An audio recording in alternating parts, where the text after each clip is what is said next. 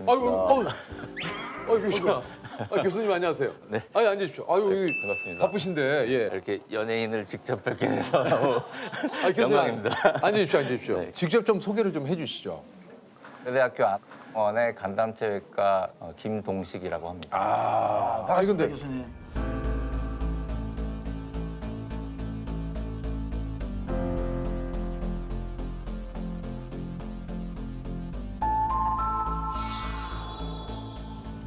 포털베인 잡을게요. 네, 일자 클램프 준비됐습니다.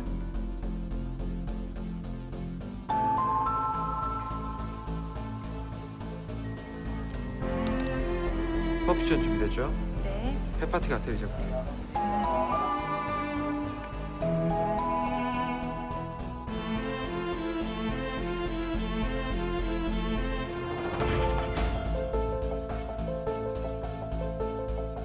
교수님 그 간담체과는 뭡니까?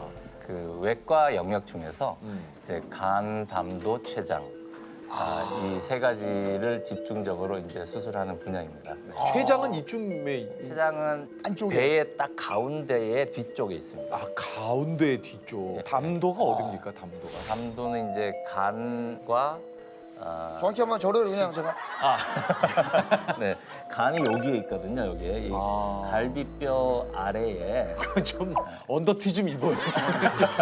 미안합니다. 예, 예. 간에서 담즙을 만들면 그게 이렇게 밑으로 내려와서 담도를 따라서 내려옵니다. 그게 담도구나. 예. 아니 사실 지금 우리 그 교수님은 간 이식도 전문이시라고 해요. 네. 그럼 지금까지 혹시 몇 번의 이식 수술을 하셨는지 여쭤봐도 될까요? 제가 여기 대학교에 와서 한 것만 200케이스가 조금 넘는 것 같습니다.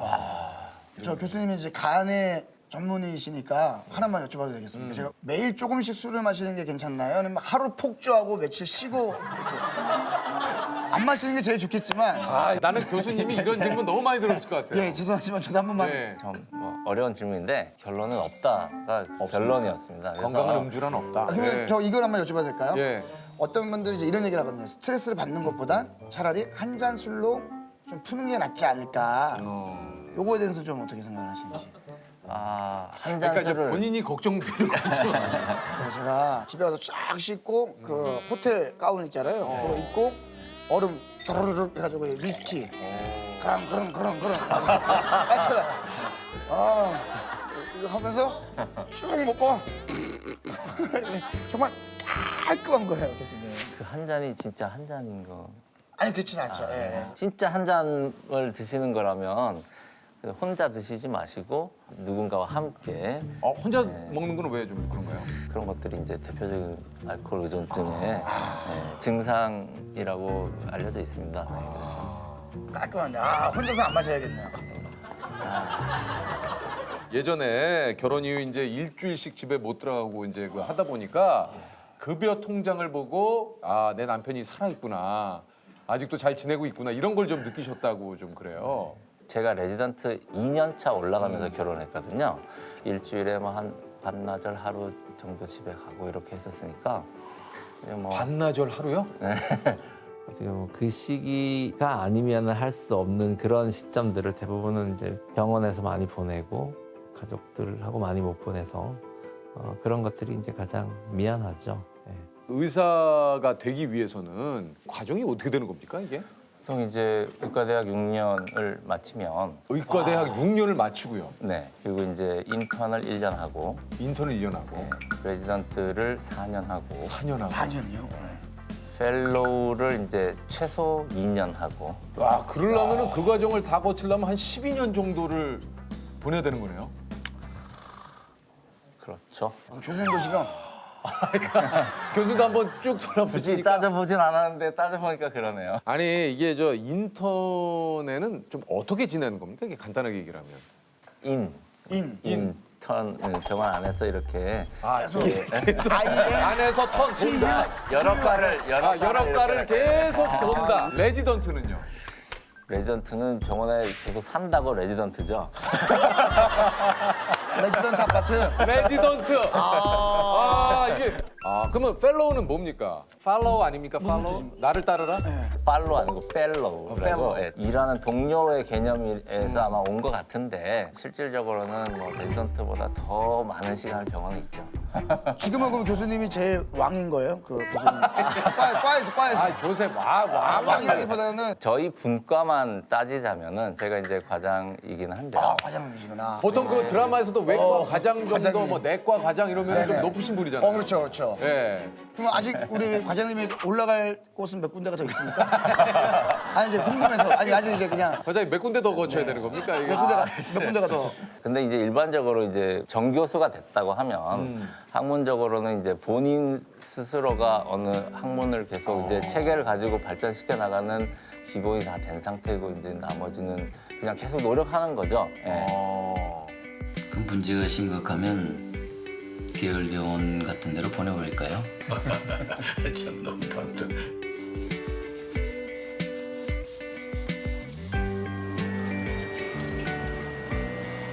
잘 계셨어요 그동안에? 별다른 문제는 없으셨고요? 어땠어요? 뭐 그래도 수치는 많이 좋아지고 있어요. 자꾸 일어나서 좀 움직이고 식사하고 하세요. AST 52에 72로 143에 61에서 많이 나고요. 환자 상태가 안 좋으면 뭐 밤이고 낮이고 주말이고 계속 환자 상태를 체크하고 또 우리가 해줄 수 있는 것이 또 뭐가 더 있나 이런 것들 고민하고 그런 시간들을 보냅니다. 그렇지만 그것은 우리가 이것을 전공하고 환자를 진료하면서 해야 되는 당연한 과정의 일부인 것이고 아니 사실 좀 뭐 기억에 남는 그 뭐 환자분이나 뭐 그런 것도 좀 많이 있을 것 같아요. 수술하고 나서 이제 뭐 결과가 좋으면 좋게 기억이 되고 이제 안 좋으면 이제 저희한테는 이제 그런 하나하나가 다 상처죠, 아픔이죠. 예. 그런데 제가 미국에 있을 때 이제 젊은 20대 후반, 30대 초반 이 정도 되는 분이었는데 진통제를 한꺼번에 너무 많이 드셔가지고 이제 급성 간부전이 왔어요. 이제 급성 간부전이라는 건 정상적인 간을 가지고 있던 사람이 간이 갑자기 확 다 망가지는 겁니다. 대기로 올렸더니 다행히 한 48시간 정도 만에 기증자가 이제 선정이 됐어요. 아 기증자가 예, 예. 간이식을 해야 되는 상황. 네네네. 예. 근데 이제 수술을 한참 진행을 하고 있는데 마취 중에 이제 그 뇌파를 검사하는 그런 장치가 있는데 그 수치가 0이 됐다는 거예요. 신경과 교수님이 오셔가지고 받으시는 분이 현재 뇌사 상태가 됐다는 거예요. 아이고야. 근데 또 마침 그때 또 적출팀이 적출해가지고 간은 이미 옆에 와 도착을 있는데 했는데. 그래서 나가서 보호자들한테 여러 가지 상황을 다 설명을 드리고 다른 분한테 결국 이식한 적이 있습니다. 물론 그 받으신 분은 이제 그걸로 잘 회복은 하셨는데요. 하셨지만 조금만 더 어떻게 빨리 이제 수술이 좀 이루어졌다면. 됐다면 그분도 잘 회복하실 수 있었을 텐데 하는 그런 아쉬움이 남죠. 아, 뭐 찰나의 순간이 사실.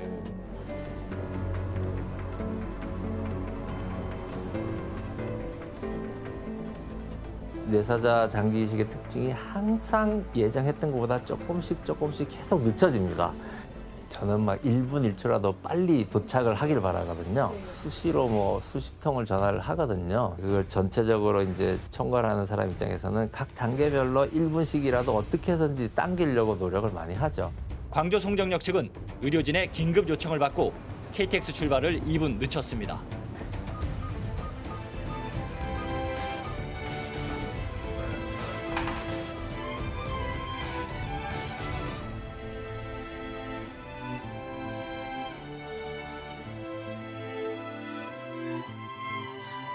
수술 잘 됐어요. 그래도 우리 지아 운 좋게 뇌사자가 생겨서 이렇게 살았어요, 선생님.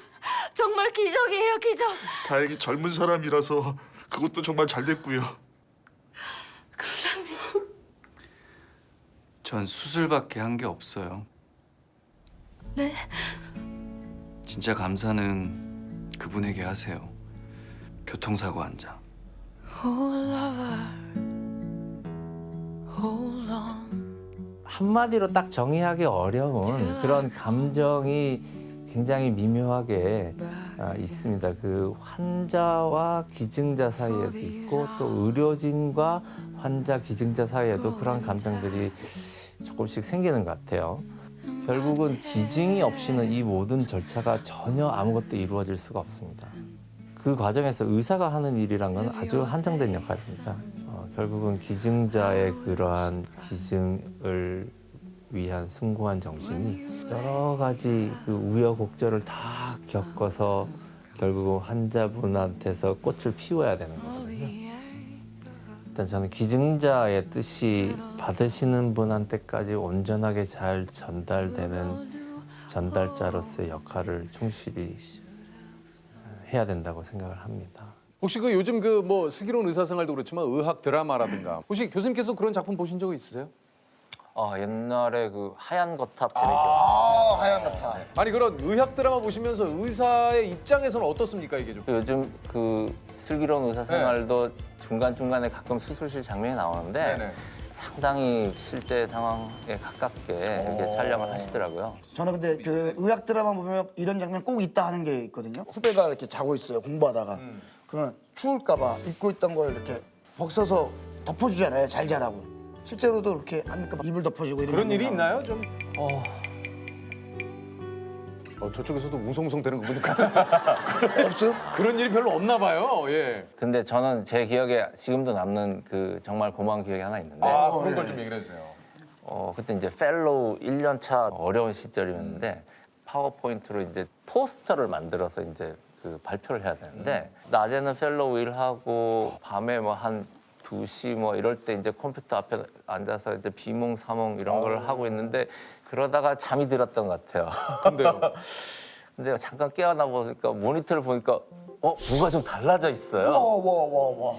누가 해줬어요? 와. 드라마다 드라마. 물론 그 내용이 많이 들어가 있는 건 아니지만은 틀을 누군가가 해줘. 이게 살짝 이렇게 그 포맷을 잡아주고 갔는데 누군지 아세요? 제가 짐작은 하는데 확인을 못 해가지고 영상 편지 한번 남겨보세요. 심장이니다. 연락이 올 겁니다. 기훈이 형이 그때 아마 제가 잠든 사이에 해놓고 가신 것 같아요. 맞다면 이번 기회를 빌어서 감사하다고 말씀드립니다. 그 문자가 미안한데 나 아니야라고. 너무 아니 그 얘기 들어보니까 우리 교수님이 또 특이한 이력이 있어요. 락 밴드에서 활동을 하셨다고요? 이름이 어떻게 되죠? 히포피언스라고 힙합이었어. 네. 이 보통 그 의대 동아리에 힙호가 들어가는 게 되게 좀 있나 히포크라테스와 봐요. 호모사이언스의 정확합니다. 네. 히포크라테스 플러스 호모사피언스를 합쳐서 거기서 어떤 보컬이셨나요? 아니면? 저는 보컬했습니다. 지금도 그럼 그룹 활동을 이어가고 계세요? 아니요, 요즘은 뭐 이제 못하고요. 아니 그럼 그 당시에 뭐 이렇게 좀 자주 연주했던 히포피언스의 대표곡들이 뭐가 있습니까? 건즈 앤 로지즈. 건즈 예. 그 조금 한번 좀 한번 해주셔야 됩니까? 제가 직접 하기는 좀 어려운데. 예. 살짝 가볍게 그냥. 옛 생각 나시죠? 교수님 사실 지금 뭐 이제 의사 가운을 입고 계시지만, 예? She got smile that it seems to me reminds me of childhood memories when everything was the princess the bright blue sky. 여기까지만. 교수님, 이게 목소리 톤이 바뀌 약간 가느다라면서. 예. 여기 약간 그 교수님도 요즘 부캐가 좀 유행이잖아요. 부캐 이름을 따로 정하세요. 해외 그룹은 그쪽 좋아하시고 국내 그룹은 이승철? 저 이 노래 굉장히 좋아했습니다. 예. 난 아직 어리다고 말하던 얄미운 욕심쟁이가 오늘은 웬일인지 사랑해 하며 키스해 주었네.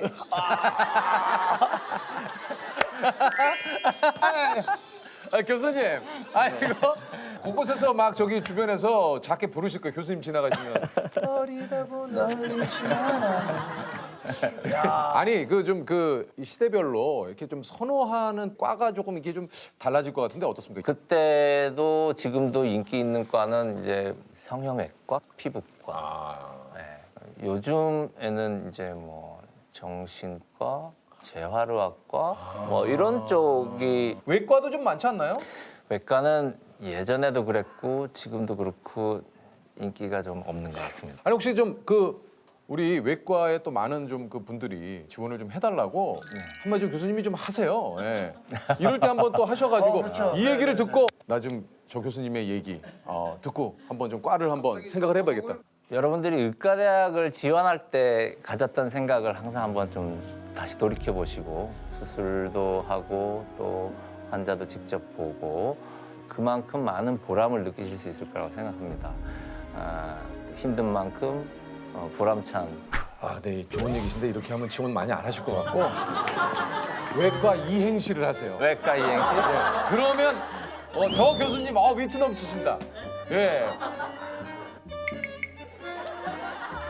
제가 해볼까? 왜?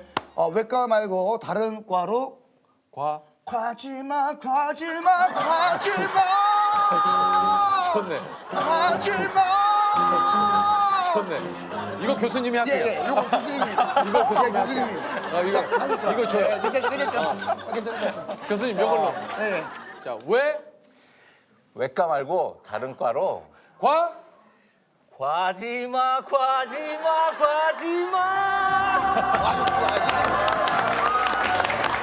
딱 좋아요. 네네네. 정말 이 추억의. 예. 삐삐. 힙합. 혹시 뭐 지금은 안 쓰지만 혹시 좀 연락이 왔으면 하는 이런 거 혹시 있습니까? 지금 중환자실에 멜드 40점으로 지금 한 열흘째 지금 대기하고 있는 분이 있어요. 멜드 40점이라고 하면 이제 대기 점수 중에 최상위 점수입니다. 그러면 빨리 위급한 상황. 네. 한 지금 일주일 넘었는데 아직 연락이 없네요. 그래서 기증자가 나타났다는 소식이 빨리 왔으면 좋겠습니다. 좀 그 소식이 좀 빨리 좀 왔으면 좋겠네요. 예. 안녕하세요. 네, 안녕하세요. 안녕하세요. 정신과의 문턱을 낮춘 김지용 선생님이십니다. 안녕하세요. 네, 안녕하세요. 예. 정신과 선생님. 예. 어떻게 살 것인가 오늘 주제가 또 그렇다 보니까 정신과 그 선생님께 좀 들을 얘기가 또 좀 꽤 그렇죠, 있을 것 그렇죠. 같아요. 그죠? 요즘 이제 코로나 블루를 넘어서 레드, 그리고 이제 블랙까지 사실은 이제 이 심리적으로 이제 불안감을 느끼는 분들이 굉장히 좀 많습니다. 네, 그렇죠. 실제로 좀 그렇죠. 2019년 상반기에 비해서 2020년 상반기에는 대부분의 진료과들이 환자 수가 확 줄었어요. 아무래도 집 밖에 못 나오시고 힘드시니까. 근데 유일하게 정신과만 많이 늘었습니다. 정신과만 늘었어요. 네네. 그러니까 힘드신 와중에도 어쩔 수 없이 병원을 찾아가야 되는 상황이 이제 생긴 거죠. 코로나 블루라고 조금 매스컴에서도 많이 얘기를 하는데 이게 도대체 그 증상이 어떤 겁니까?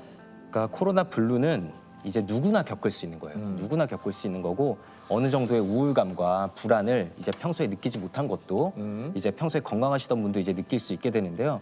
우리가 잘 밖에 안 나가게 되면은 운동량도 떨어지고 밖에 안 나가니까 햇볕도 안 쬐고 그렇죠. 보통 밖에 안 나가면 식사도 보통 더 대충 하게 되세요. 약간 그런 거 없지 않아 있어요. 예.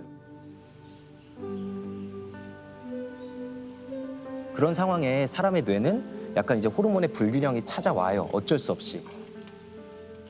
환자분들이 오셔가지고 많이 하는 얘기가 좀 있습니까? 아무래도 이거 대체 언제 끝나냐? 과연 끝날 수는 있을까? 네. 정신과신데 오죽 답답하면. 예. 질병관리본부는 아니지만. 예. 제일 힘들어질 때가 언제냐면은 이게 과연 미래가 있을까? 나의 회사가 혹은 나의 사업이 버틸 수 있을까? 이 생각에 심하게 불안해하시는 분들이 많아요. 우울증과 어떻게 좀 이렇게 좀 구분을 지어야 되는지.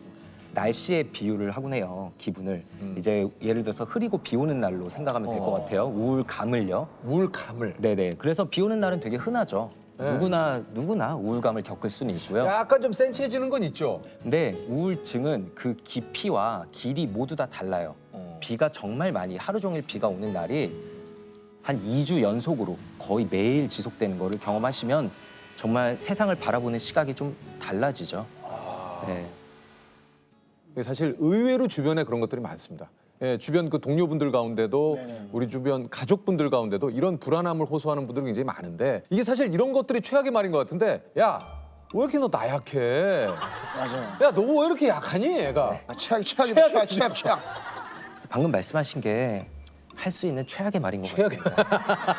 그죠? 이거 최악의 말이에요. 최악의 말들이 또 뭐가 있어요, 선생님? 근데 이게 우울증에 빠져들면 아까도 말씀드렸지만 나 자신에 대해서도 되게 부정적으로 보기 때문에 스스로도 그런 의심을 가지세요. 사실은 내가 나약한 거 아닐까? 내가 게으른 거 아닐까? 이런 의심이 본인도 있는데 다른 분에게 그런 얘기를 더 들으면 아 역시 내가 부족한 거야. 이거 안 될 거야라는 생각에 더 사로잡히게 되거든요. 이제 보통 솔루션까지 줘야 된다라는 압박을 많이 느끼시는데요. 사실 전문가들도 솔루션을 잘 못 드리는데 어떻게 솔루션을 드릴 수 있겠어요? 그냥 너 뒤에는 내가 있다. 힘들 때는 언제든지 연락해도 된다라는 메시지를 전달하는 게 제일 중요하다고 생각하고요. 진료실에서 가끔 듣는 게 갑자기 너 생각나서 그냥 잘 지내는지 연락 왔다. 이런 메시지들이 아무도 없는 것 같았는데 내 생각해주는 사람들이 있었구나라는 느낌을 되게 강하게 준다라고 얘기들 하시더라고요. 깊이는 다를 수도 있겠지만 저도 막 예전에 우울한 적도 있고 막 혼란스러울 때 병원에 한번 가볼까 이런 생각도 해봤는데 네. 사실 용기가 안 나는 거예요. 그러니까 예전보다 지금은 좀 많이 나아졌다고 하긴 하는데 그래도 좀 환자분들께서 오셔서 그런 얘기 많이 하지 않나요? 아, 엄청 고민하다 오시죠. 네. 네, 엄청 고민하다 오시고 혹은 본인은 용기를 내서 오셨는데 이제 뒤늦게 약봉투나 이제 결제 내역 같은 걸 보고 이제 가족분들이 못 가게 막으시는 경우도 아, 가족분들이 못 가게 막는 경우도 있어요. 네, 그런 경우도 꽤 있습니다. 약을 그냥 부모님께서 압수해 버리는 경우도 있고요. 네. 그러니까 이 정신과에서 주는 약에 대한 이런 것들이 좀 의존성이 생기고 내지는 이런 것들이 지속적으로 먹을 시에는 좀 위험하다 이런 얘기를 좀 많이 듣는데 어떻습니까? 정말 너무 많이 듣는데 네. 좀 억울하기도 해요. 사실 네. 우리가 뭐 너 내과약 먹니? 너 정형외과약 먹니? 이렇게 말하진 않거든요. 근데 정신과는 정신과 약 아 맞아요. 그리고 그러네. 신기하네. 정신과 환자 이러면서 네. 다 묶어버리는 거죠. 저희가 또 많이 듣는 게 그러면 너네도 먹냐? 너네 가족한테 처방할 거냐? 이런 말 되게 많이 하세요. 아, 이거 네. 직접적으로 예. 네, 그래서 아, 우리도 먹는다. 우리도 필요할 때는 먹고 필요하면 가족한테 줬을 때도 있다. 얘기를 하고요. 아, 사실 지금도 되게 유재석 님이 옆에 계시니까 너무 떨리고 아, 그래요? 긴장이 되는데 예. 아, 제가 어제 진료 보면서 아 내일은 꼭 약을 챙겨 가야겠다. 뭔 약을 챙겨와요? 좀 긴장을 줄여주는 약이 있는데 청심환 같은 거요? 네 비슷한 약이 있죠. 이 뒤에서 이제 마치 알사탕 나눠 먹듯이 또 이렇게 약간 좀 들어가고 긴장을 그러는데 줄일 수 있는. 네. 정신과 선생님이신데 어떤 게 가장 떨리시는 거예요 지금? 사실 그 비현실감이란 얘기를 정신과 용어로만 쓰지 제가 겪어보게 될 줄은 몰랐는데 아 TV. 이게 지금 진짜 현실인지 약간 좀 헷갈리네요. 그런 거 저는 어떻습니까? 덜 떨리는 것 같아요. 확실히. 현실감. 현실. 네. 아, 그 좀 처음 진료한 환자분이 좀 기억이 나십니까? 딱 정신과 전공의가 돼서 병동에 들어가면 제 환자분이 순식간에 갑자기 여러 명이 생겨요. 되게 경험 많은 척 인사를 드리는데 사실 처음인데. 사실 이제 처음이잖아요. 그렇죠. 이제 그분들이 저보다 정신과에 대한 경험이 훨씬 더 많아요. 그러니까 그렇죠. 더 선배님. 이게 선배죠. 자칫 잘못하면 그분들한테 수가 읽히거든요. 네, 그렇죠, 네. 그렇죠, 맞아요. 예? 이분 초짜인데. 네. 예. 잘 모르니까 두리번거리면서 다니고 뭐 이제 물어보고 막 이러잖아요. 그래서 저는 굉장히 초짜인데 어쨌든 그분들이 또 의지할 사람은 저밖에 없어요, 사실. 1년차 전공의는 주로 조현병과 조울증 같은 좀 중증 정신질환을 가진 분들을 담당하게 되는데요. 이게 좀 그 조현병이라는 게 구체적으로 좀 뭡니까? 이제 환청과 망상 같은 것에 주로 힘들어하시는 분들이죠. 그게 조현병이구나. 네. 처음 만났을 때 이제 본 분 중에 기억나는 분이 이제 하루 종일 이제 머릿속에 본인을 욕하는 소리가 들리는 거예요. 진짜. 그냥 환청인 줄 알면 흘려들으면 되는 거 아니야 그러는데 그 소리를 직접 겪게 되면 이게 환청이라고는 생각을 못 해요. 그럴 때 이제 사실 도움을 청할 거는 저밖에 없죠. 그렇죠. 그래서 하루에 정말 100번씩 저를 이제 막 부르세요. 100번이요. 예, 막 병동에 이제 간호사님들 계신 스테이션에 가서 이제 제 담당 전공이 불러달라.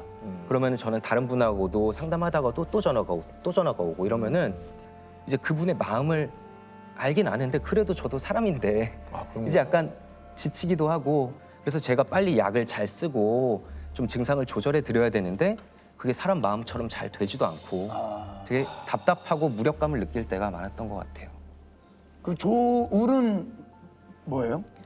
이제 흔히들 기분 변화가 좀 심한 사람을 너 조울증 있는 거 아니냐 이렇게 그렇게 얘기하는데 얘기를 좀 많이 하죠. 그게 또 대표적인 이제 오해죠. 그냥 기분 변동이 심한 정도가 아니라요. 이제 조증 상태일 때는 완전히 다른 사람이 됩니다.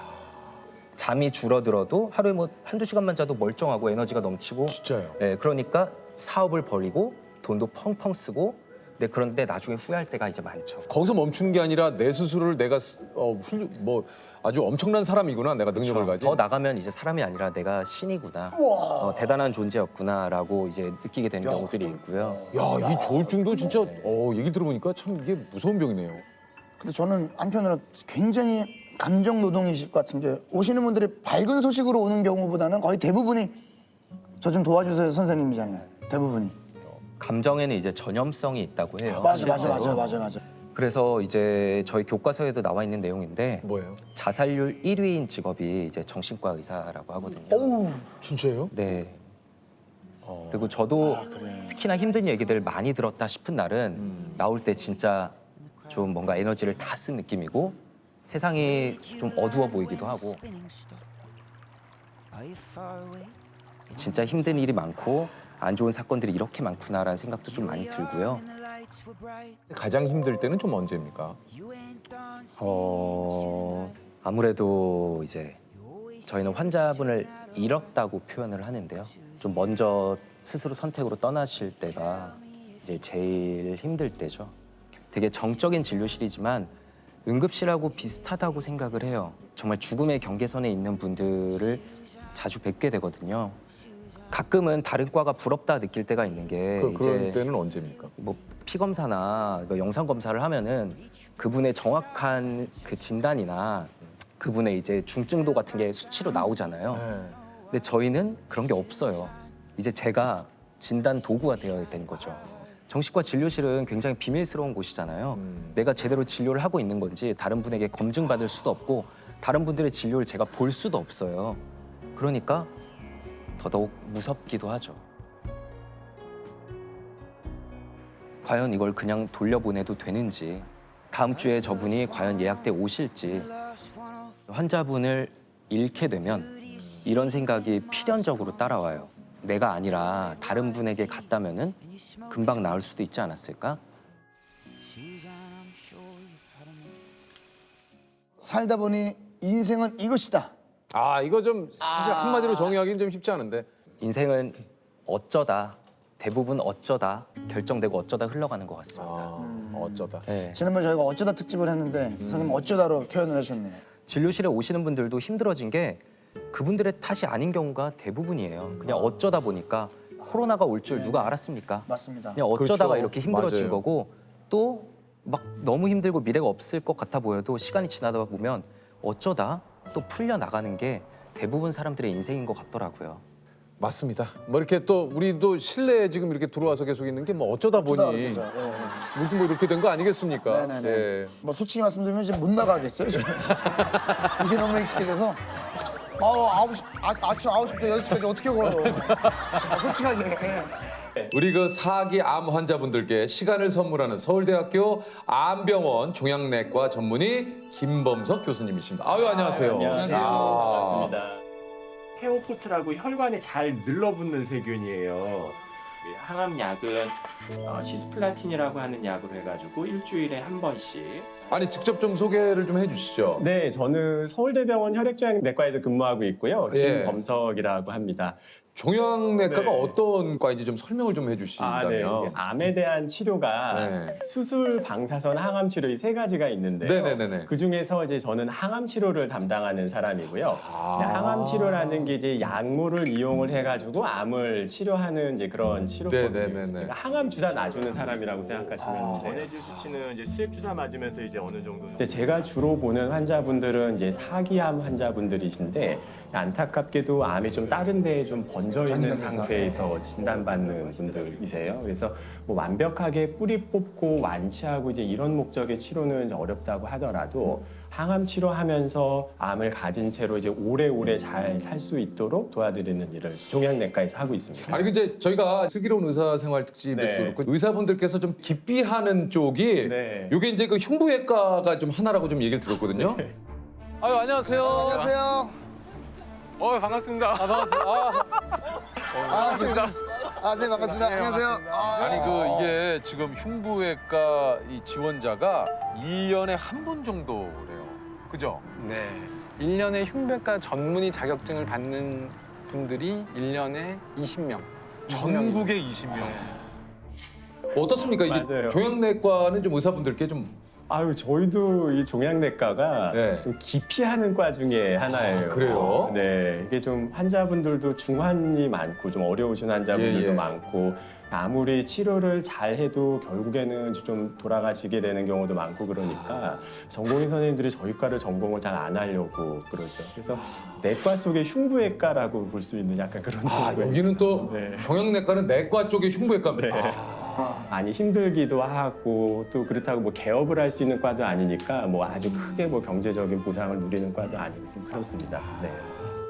또 다른 없는 항암이 근데 그럼에도 불구하고 교수님께서 이 종양내과를 좀 선택하게 된 이유가 있을까요? 이제 제가 어렸을 때 저희 아버님이 폐암으로 돌아가셨어요. 원래 담배를 좀 많이 태시기는 하셨는데요. 이제 굉장히 건강하셨었거든요. 근데 제가 중학교 2학년 때 이제 폐암을 이제 처음 진단을 받으셨고 수술을 했었는데 안타깝게 재발하고 그러면서 이제 고등학교 1학년 때 돌아가셨는데요. 그때는 뭐 암에 대한 치료법이 뭐 마땅한 게 없었어요. 지금이야 뭐 수술도 좋아지고 약도 많아지고 뭐 이랬었는데 그 당시에는 이제 재발되고 나서 그러고서는 별다른 치료도 못 받아보시고 그냥 돌아가셨었죠. 이제 특히 이제 제가 아직도 좀 잊혀지지 않는 거는 돌아가시기 한 달쯤 전이셨는데 그때 아마도 지금 생각해보면 이제 폐암이 이제 뼈로 전이되고 뭐 이라고 굉장히 통증이 심하셨었던 때였거든요. 근데 너무 이렇게 통증이 너무 극심하니까 어쩔 줄을 몰라 하시더라고요. 통증 때문에 막 견디지를 못하셔가지고 어느 날은 저를 이렇게 부르시더니 제 손을 잡고서는 너무 아파서 절절 매시면서 우시는 거예요. 근데 이제 옆에서 그거를 보는데 이게 통증이 너무 심하니까 이를 그냥 확 물고 하는데 입 안에서 그 빠그락거리는 소리가 날 정도로 이 통증을 꼭 참으시면서 그러셨어요. 근데 이제 그게 지금 와서 생각해 보면 진통제를 조금 충분히 썼으면 그렇게 안 될 수 있거든요. 근데 그 당시만 해도 이제 진통제를 많이 쓰지도 않았고 환자분들이 아프다고 그러면은 아유 그거 뭐 당연히 아프지 그 정도도 안 아프려고 약간 그러던 시절이어가지고 그게 참 아직도 마음속에 한으로 많이 남아요. 아버지 돌아가시던 날에도 도서관에서 공부를 하고 있었거든요. 근데 그날따라 공부도 잘 안 되고 마음도 좀 이상하고 그래서 아버지 안 좋으신데 오늘 병문안이나 한번 가봐야 되겠다. 그러고서는 이제 병문안을 갔는데 침대에 아버지가 안 계신 거예요. 침대에 이름이 다 빠져 있고 그래서 옆에 환자분한테 저희 아버지 찾아왔는데 자리가 바뀌었냐 어떻게 했냐 그랬더니 오전 돌아가셔가지고 영안실 가셨다고 그러시더라고요. 그래서 그렇게 해서 아버지 죽음을 이제 처음 접하고 나니까 상당히 오랜 기간 동안 많이 힘들었죠. 지금은 좀 약간 후회가 돼요. 왜냐하면 만약에 그때 아버님이 그렇게 안 좋았었다는 거를 제가 알았었더라면 공부를 하는 대신에 아버지랑 시간을 많이 보냈을 것 같고 아버지랑 대화를 많이 했었을 것 같은데 아버지랑 추억을 많이 못 만든 게 굉장히 좀 아쉬워요. 혹시 그 암 환자분들께서 이렇게 좀 잘못 알고 계시는 것들이 좀 있다면 어떤 게 좀 있을까요? 진통제를 많이 쓰면 빨리 죽는다 이런 얘기를 좀 하시는 경우가 있어요. 네. 이게 엄밀히는 이 암이 나빠지고 점점 이제 커지면서 암으로 인한 증상이 심해지니까 진통제 필요량이 많아지는 건데 이거를 조금 거꾸로 생각하셔갖고 진통제를 많이 먹는 사람들 보니까 그거 얼마 못 버티시고 돌아가시더라. 진통제 많이면 빨리 죽는다 이런 오해를 하시는 경우가 있어요. 그래서 이게 굉장히 통증이 심한데도 그걸 그냥 꼭 참는 분들이 계세요. 진통제 먹으면 나 빨리 죽는 거 아니냐고. 그래서 제발 그렇게 생각하지 마시라. 진통 아프면은 진통제를 좀 드시라. 이제 이런 이야기를 좀 많이 합니다. 도대체 인류에게 있어서 이 암은 언제쯤 정복이 될 수 있을까요? 암은요 정복이 안 돼요. 안 돼요? 제가 말을 좀 너무 극단적으로 해가지고 죄송한데요. 안 됩니까? 네. 이게 암이라는 병이 기본적으로는 노화와 관련되는 병이거든요. 사람이 이제 나이가 많이 들수록 유전자가 잘 고장이 나게 되고 그 유전자가 하필이면은 이제 암과 관련되는 유전자가 고장이 나게 되면 암에 걸리는 건데요. 환자분 한 분 한 분의 개별 환자의 암은 완치가 될 수 있어도 인류가 멸망하지 않는 한 암이라는 병이 완전히 없어질 수는 없는 병입니다. 그래서 지금은 이제 평균 수명이 워낙 많이 늘어나다 보니까 암이 굉장히 많이 흔한 병이 네네. 되기도 했고 그럼에도 불구하고 굉장히 공포스러운 병이기도 하니까 도대체 우리는 암을 언제쯤 정복할 수 있을까 이제 이런 생각을 네. 하는 건데 약간은 저는 관점을 바꾸는 게 좀 필요하다고 생각을 해요. 암을 완전히 뿌리 뽑고 없애고 이런 거는 안 되지만 암을 가진 채로 오래오래 그냥 암과 더불어서 잘 살 수도 있는 거거든요. 그런 측면에서는 또 너무 암이 정복이 안 된다고 슬퍼하시거나 그러지 않으셔도 될 것 같아요. 그러니까요. 아니 근데 이게 이제 환자분들을 사실 이제 치료하시다 보면 어느 순간에 네. 이제 남은 시간에 대해서 이렇게 또 얘기를 하셔야 될 때도 좀 있지 네. 않습니까? 근데 이거 참 쉽지 않을 것 같아요. 여전히 어려워요. 네. 그러실 것 같아요.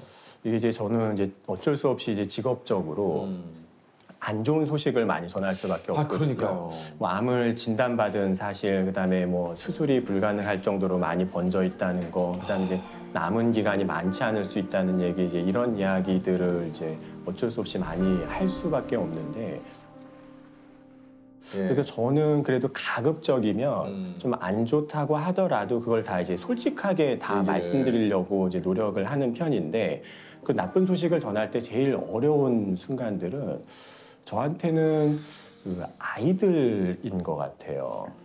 가끔 이제 환자분들이 40대 암 환자분들이시거나 그러면 아이들이 뭐 초등학교 고학년, 이제 중학생 이런 경우들이 있거든요. 그러면은 환자분들이랑 또 좀 얘기를 좀 해요. 좀 이제 안 좋으신데 애들도 좀 알고 있냐, 애들한테도 좀 이야기를 했냐. 그러면은 많은 경우에 내가 얘기를 해야 되는데 차마 아이들한테는 얘기를 못 하겠다는 그런 얘기들을 하세요. 그래서 어떤 때에는 가끔 이제 저보고 이야기를 해달라고 하는 경우도 있어요. 그러면 이제 따로 이제 이야기를 해주기도 하는데요. 정말 저도 입이 잘 안 떨어질 때가 좀 많이 있어요. 그렇겠죠. 네, 이제 아버지가 지금 상황이 이렇게 안 좋고 그다음에 얼마나 이제 못 버티실 수도 있고 정말 힘든 치료를 받고 굉장히 용감하게 병과 맞서 싸우고 있는 거다. 이제 이런 이야기들을 아이들한테 하는데 아이들이 잘 이해하는지는 잘 모르겠어요. 네. 지금 좀 어렵습니다. 예, 진짜 너무 어려울 것 같습니다. 네.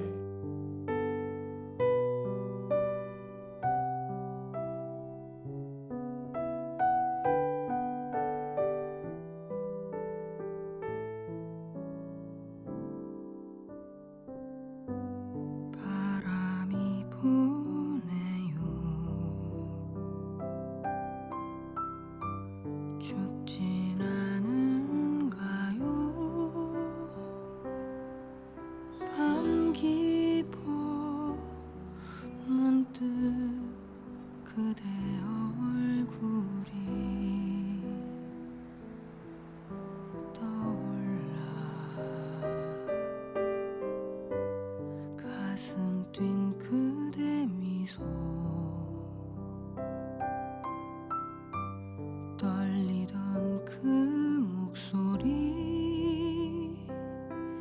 많은 상처에 얼어붙은 내 마음 감쌌던 산다는 건 신비한 축복 분명하니 아니 그 좀 환자분들의 마지막 모습도 우리 교수님께서는 좀 많이 대면을 좀 하셨을 텐데 혹시 지금 기억에 남는 환자분들이 또 좀 있으실까요? 네, 이제 저희 병원에 임종방이라는 데가 있거든요. 정말 이제 돌아가실 것 같은 분들께서 편안하게 임종을 맞이하실 수 있도록 1인실을 좀 개조해 놓은 방이에요. 이게 2인실이나 뭐 6인실 이렇게 다인실에서 돌아가시면 이제 가족들 마음에 굉장히 큰 상처가 되거든요. 그래서 조금 임종이 임박해 오면은 이제 임종방에 이제 모시게 되는데 사람의 감각 중에서 가장 끝까지 남는 거가 청각이거든요. 아, 그렇습니까? 그래서 임종이 임박해 오는 시점이 되면 저희가 이제 가족분들한테 아유 그래도 들으실 수는 있으니까 좀 좋은 이야기들을 좀 많이 해주시라 이런 이야기를 좀 드리고요. 거기에는 이제 저희 병원에 다른 병실에 없는 특수한 스피커 같은 게 좀 큰 게 있어요. 좀 좋아하시는 음악이 있으면 뭐 클래식 음악이라든가 이런 것들을 틀어놓으면은 환자분들께서 좀 마음의 평화를 느끼시면서 돌아가실 수가 있거든요. 임종방 회진이 되게 좀 분위기가 무겁거든요. 아 이제 곧 돌아가실 것 같습니다. 이제 마음의 준비를 하세요. 뭐 이제 이런 이야기를 이제 하는 그런 회진인데 한 번은 갔는데 환자분이 되게 안 좋으셨어요. 이제 혈압도 얼마 안 잡히고 아 이제 한두 시간 못 버티고 돌아가시겠구나 이랬는데 그 옆에서 스피커 음악이 계속 무슨 트로트 음악이 계속 나오는 거예요. 땡벌 막 이런 노래가 나오고 있으니까 제가 좀 이상하잖아요. 그래서 아니 혹시 이렇게 음악을 꼭 이런 음악을 틀어놓으신 이유가 있냐. 네. 그랬더니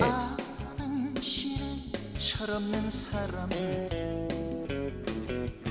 아무리 달래봐도 어쩔 순 없지. 그분이 한 30년 동안 양말 공장에서 일을 하셨대요. 그러면서 애들 셋을 다 그 대학을 보내고 또 큰딸은 박사도 만들고 이렇게 양말 공장을 평생을 하면서 가족들을 부양하셨던 분인데 네. 나훈아, 송대관 이런 트로트 노래를 너무 좋아하셔가지고 그 노래를 옆에다가 틀어놓으신 거예요. 그래서 땡벌을. 네, 근데 이게 그 이야기를 듣고서는 보니까 저는 그 땡벌 가사가 그렇게 슬픈지 몰랐어요. 이 땡벌 가사가 그런 거예요. 난 이제 지쳤어요 땡벌 기다리다 지쳤어요 땡벌 혼자서는 이 밤이 너무너무 추워요.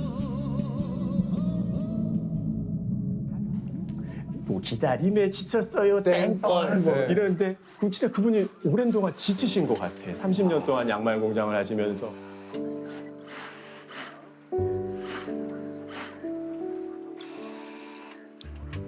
뭐 혼자서는 이 밤이 너무너무 추워요 이러는데 그때가 겨울이었거든요. 그러니까 정말 저승 가시는 마지막 길이 좀 추우실 수 있겠다.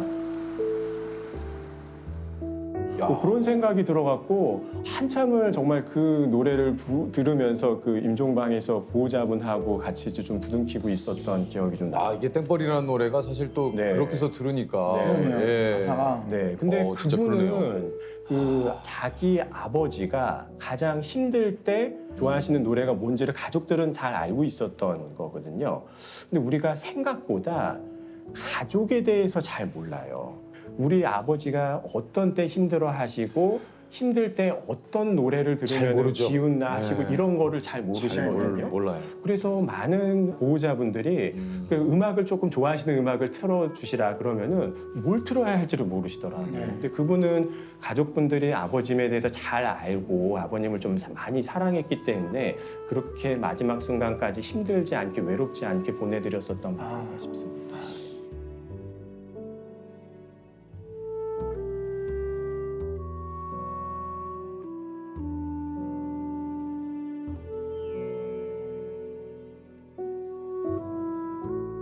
그분은 80세 폐암 진단받은 할머니셨는데요. 가족분들이 굉장히 적극적인 치료를 원하셨어요. 보험 안 되더라도 비싼 약 이런 거 다 상관없으니까 항암 치료 뭐 최고로 좋은 거로 최고로 비싼 걸로 해달라 뭐 이런 요청을 하셨었던 분인데 정작 그 환자분께서는 힘든 항암 치료를 원치를 않으셨거든요. 저랑 둘이 있을 때 이야기를 나눠보면 본인은 이제 지금 삶을 마무리해도 나는 여한 없이 잘 살았다. 나는 이제 더 이상은 힘든 치료는 안 했으면 좋겠다고 이제 이야기를 하셨지만 아드님들이랑 이제 가족분들이 무슨 소리 하냐고 우리는 뭐 끝까지 할 수 있는 거 다 해야 된다고 그러면서 항암 치료를 하셨던 환자분이신데 결국 마지막 순간에 너무 힘들게 돌아가셨어요. 특히 이제 갑자기 이제 호흡곤란이 오니까 응급실을 오셨었는데 인공호흡기를 달고 중환자실까지 가셨는데 결국 암이 해결이 안 되다 보니까 한 2주 정도 굉장히 고생을 하시다가 중환자실에서 돌아가셨었거든요. 그래서 그분 돌아가실 때 너무 힘들게 돌아가셨던 거를 생각을 하면 아직도 그분께 좀 죄송해요. 이제 그렇게 한다고 가족들의 마음은 위안이 될 수 있어도 그게 환자분을 위한 게 아니라는 거를 조금은 더 제가 설득을 했어야 되는데 결국 못했었던 게 좀 아쉬워요. 최선을 다한다는 거. 근데 최선과 집착은 한 끗 차이이고 그걸 구분하기가 굉장히 어렵거든요. 그게 정말 환자분 입장에서 최선이었을까?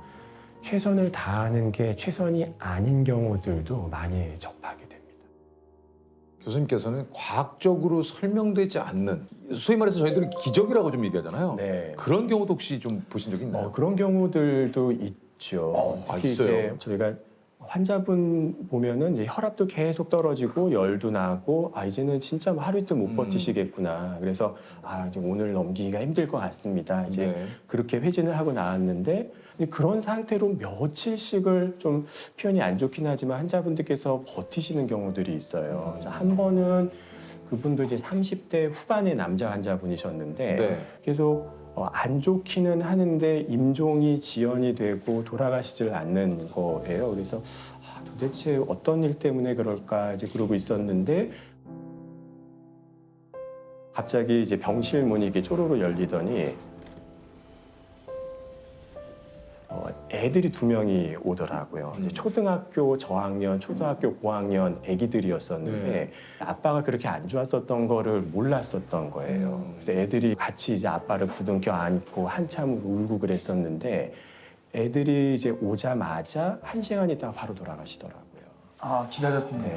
그래서 아마도 정말 뭐 애들이 너무 보고 싶으니까 애들을 보고서는 떠나야 되겠다는 것 때문에 그러셨었던 거 아닌가 싶은데 그렇거든요. 그런 거는 과학으로 설명되는 거는 아니잖아요. 그냥 막연히 우리가 이제 짐작만 할 뿐인데 그런 일들이 좀 있습니다. 의술과 예술을 넘나드는 의사 겸 타투이스트 조명신 원장님이십니다. 아유, 안녕하세요. 네, 감사합니다.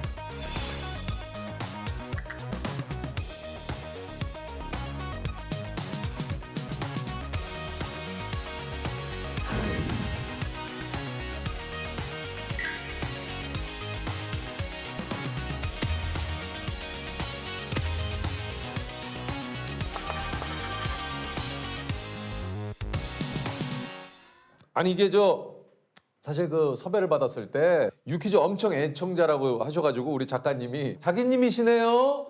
이 얘기를 또 얹으니까 우리 원장님께서 아니요 자기님은 아니고 그냥 애청자입니다. 예, 애청자.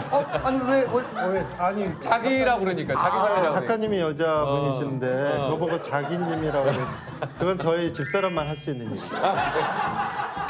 좀 저희가 그래서 그러니까 그리고 제가 사실 애청자까지는 아니고 저희 집사람이 애청자고 그러시군요. 저는 그냥 겨청자? 겨청자? 옆에서 그냥 곁에서 보시는. 그 정도였었죠. 겨청자 괜찮은데요? 처음이에요. 아니 이게 타투이스트로 활동하신 지 얼마나 되셨어요? 1999년서부터 시작했으니까. 그러니까 의사가 되신 지는 88년이시고 네네. 타투이스트는 99년이시니까 겸업한 지가 한 22년? 22년. 예, 22년. 맞네요. 예.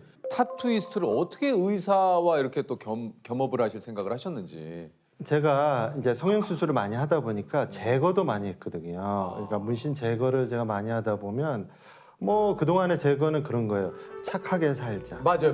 뭐 하트에 뭐 화살표. 그러니까 지우면서도 그렇게 뭐 이런 거 다 지워야지. 문신은 다 이런 건가 보다라고 했는데 1999년일 거예요. 1999년에 한 40대 남자가 제거하려고 오셨는데 여기 팔에 장미 문신을 해가지고 오셨어요.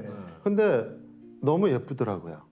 그래서 제가 처음으로 이 문신은 지우기가 너무 아깝다. 그래서 제가 물어봤죠. 이거 어디서 하셨냐고. 그랬더니 오산이라는 곳에서 김이라는 분 통해서 했대요. 미군 부대가 있잖아요. 오산의 본골. 그 근처에서 하시는 분인데 그분이 해줬다는 거예요. 그래서 그 다음 주에 제가 찾아갔어요. 진짜로요? 처음에는 굉장히 경계하시더라고요.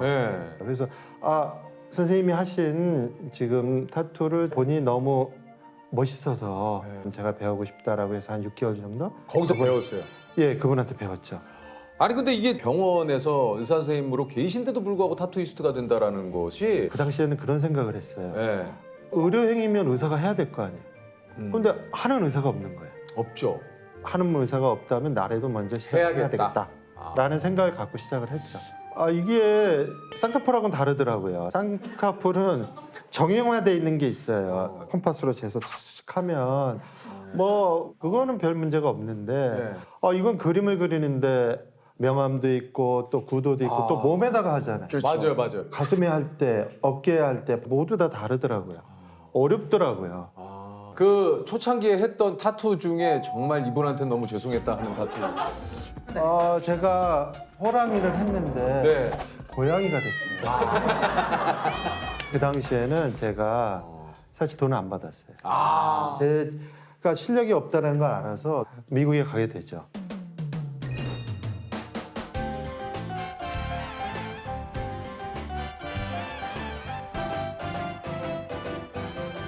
아니 이게 이제 90년대 후반에 시작했을 때는 주로 손님이 어떤 분들이셨어요?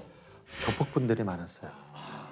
직원들이 무섭잖아요. 네. 원장님, 쌍꺼풀에서 돈 많이 버시는데 왜 이런 우리 직원들이 굉장히 안 했으면 했어요, 이 일을. 그런데 통증도 되게 잘 참아요. 동생들 앞에서 이거 별거 아니다. 그러니까 아픈데도 참으시는구나. 잘 참으세요. 참으면서도 뭔가 이분이 실제로 되게 아파하시는 거가 느껴집니까? 원장님? 그럼요. 저희가 만지면 근육이 딸려요.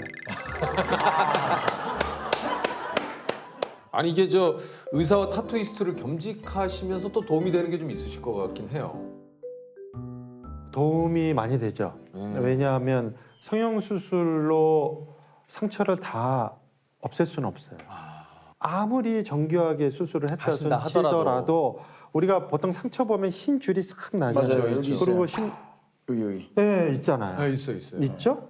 이거를 조금 알아볼 수 있을까 했더니 이왕에 이거 있는 거 뭐 이렇게 이거를 이렇게 숨기려고 하십니까? 지금 여기서 상담 받으시죠? 이왕이면 그럼 제가 여기 지금 원장님 집무실인 줄 알았어요.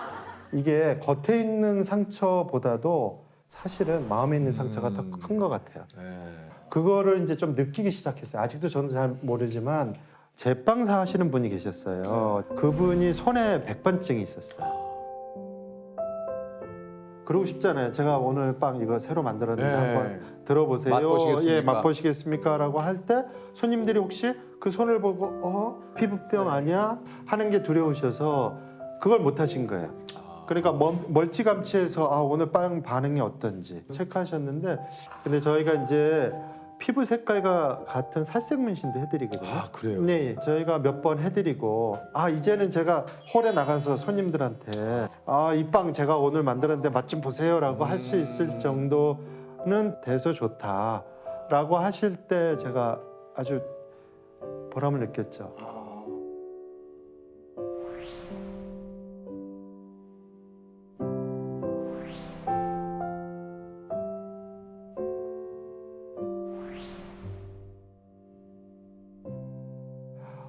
이번 기회에 좀 얘기 드리고 싶은 건 남의 상처를 보면 제발 못 본 척 했으면 좋겠어요. 우리 국민들이 또 다정다감하잖아요. 그래서 꼭 얘기를 해요. 너 왜 이렇게 됐니?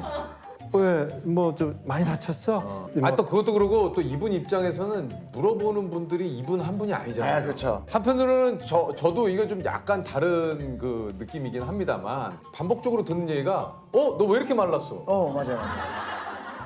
저는 그래서 그냥 그대로인데 아닌데 맞아요. 전보다 훨씬 너 어디 아픈 거 아니야? 맞아요.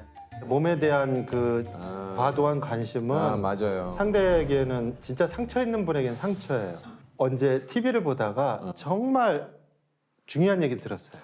대통령이라고 하시는 분이 계시잖아요. 강영욱 씨. 강영욱 선생님. 그분이 질문 받는 시간이 있었어요. Q&A 시간이 질문을 하나 하더라고요. 어떤 질문을 했냐면 지나가는 개가 이렇게 있는데 너무 귀여워요. 주인한테 허락을 받고 이걸 안아줘도 될까요? 그랬더니 그분이 아주 단호하게 얘기하더라고요.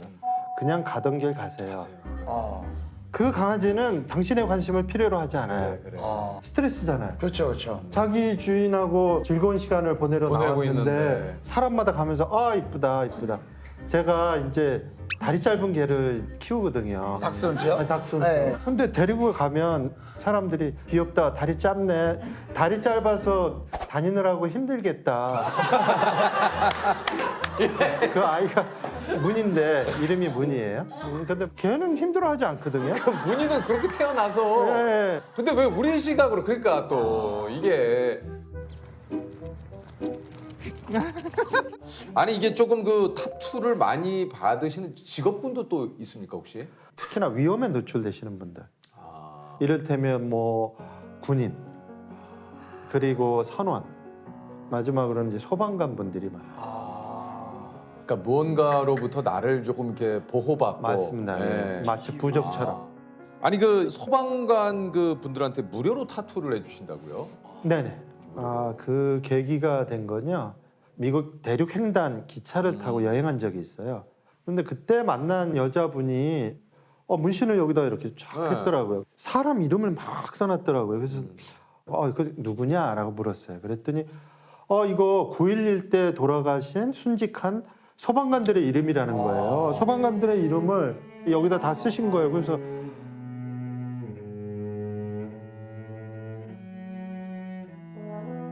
일면식도 없고 그러니까. 또 가족도 아니고 그런데 아니 왜 이렇게 표정을 지니까 그분이 그러더라고요.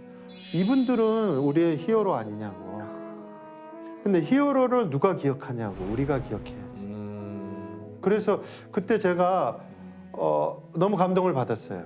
그래서 그 당시에 생각한 게 언젠가 내가 기회가 닿는다면 한국에 있는 소방관 분들에게도 내 무언가를 좀 해드리고 싶다. 재작년 2019년서부터 이거를 하게 됐죠. 아니 그 소방관 분들은 주로 어떤 타투를 이렇게 해주시나요? 화상이나 상처를 많이 입으셔요. 소방관 분들이.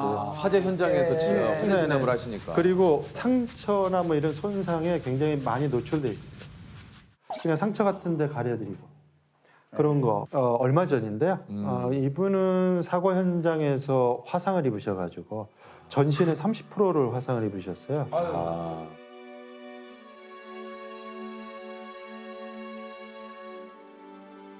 그런데 이제 다른 분들은 이제 그런 거예요. 와, 이건 정말 영광의 상처다. 직장에서 얻을 수 있는 진짜 훈장이다. 이렇게들 이제 뭐 얘기를 하시지만 이분 입장에서 그냥 상처인 거예요. 상처니까 가리고 싶다. 사람들은 남의 상처에 대해서 너무 가볍게 생각해요. 사실 상처는 우리가 보는 것 이상의 아픔이 있거든요. 그 내면에는 진짜 많은 기억과 그 상황 꽤 오래전에 생겼다고 제가 들었거든요. 뭐 5년, 6년 전에. 근데 그분은 그게 극복이 되지 않는 거예요. 사실 이 화상을 다 가릴까도 생각했는데 화상을 좀 이용해보자 라는 생각도 했어요.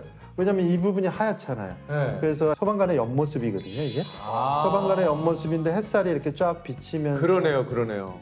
당신이 갖고 있는 이 화상이 사실은 햇살과도 같이 소방관들을 비춰주고 있다는 거. 너무 의미가 좋네요. 아니 그 원장님이 또 얘기를 들어보니까 치매 우리 또 어르신들을 위해서 네네. 타투를 또 해주신다고요. 네네. 치매에 놓인 실종 방지 타투라고요. 그러니까 손목에 아드님이나 따님 전화번호, 그다음에 이분의 주민번호 이런 거를 적어주는 걸 하죠. 왜냐하면 이렇게 하게 된 계기는 어느 날 전화가 왔어요. 따님한테서 저희 아버님이 지난주에 실종이 되셨는데 3일 만에 찾았다.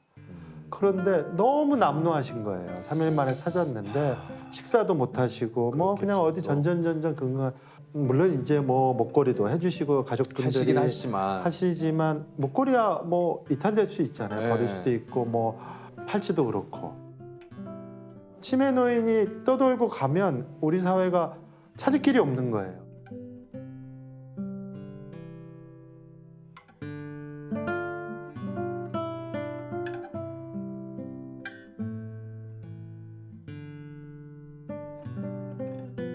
늘 생각하는 게 그런 거거든요. 제가 제 노력이나 능력에 비해서 과분하게 저는 받았다고 생각하는데 이거를 뭐 사회적으로 좀 환원할 수 있는 방법이 없을까? 그래서 이제 그런 걸 해드리기 시작했죠. 아니 그 원장님 그 가족분들이나 혹시 이렇게 지인분들도 타투를 하시나요? 그럼요. 저희 집사람도 아내분께서도요? 네, 제 이름 이니셜하고 우리 집사람 이니셜하고 발꿈치에다가 해줬죠. 근데 언제 싸우고 난 다음에 지우겠다고 그러더라고요. 아 지금 지우셨어요 그래서요? 네, 그래서 제가 지워줬어요. 아 진짜요? 네. 혹시 타투 생각을 해보신 적은 없으시죠?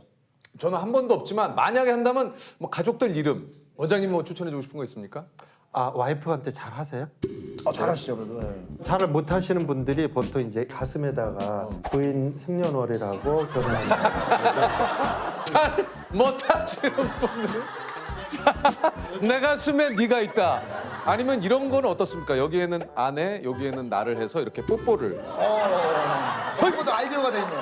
이렇게 멀어졌다가 뽀뽀를 모임에 뽀뽀하고. 예. 저희 어머니가 그랬거든요. 제가 예전에 엄마 나 이렇게 타투 하나 하면 어때? 했더니 막 절대 뭐 안 된다. 엄마 얼굴 새기면 어떨까? 했더니 그래? 내 얼굴? 어머니가 내 얼굴 왜? 아니면 그런 거 어때요? 이제 각 방송사를 여기다 쭉 새기는 여기다가 내가 출연했던 KBS, MBC, SBS, TVN부터 시작해갖고 쭉 예. 낚시 TV까지 FTV.